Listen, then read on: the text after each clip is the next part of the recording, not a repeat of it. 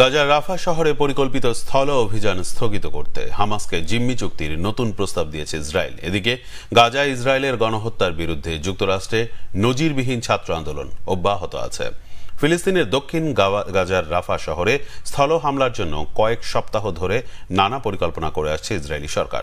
নতুন করে ইসরায়েলি পররাষ্ট্রমন্ত্রী ইসরায়েল কাটুস বলেছেন, হামাসের হাতে বন্দীদের মুক্তির জন্য একটি চুক্তি হলে রাফা শহরে পরিকল্পিত হামলা স্থগিত করবে তারা।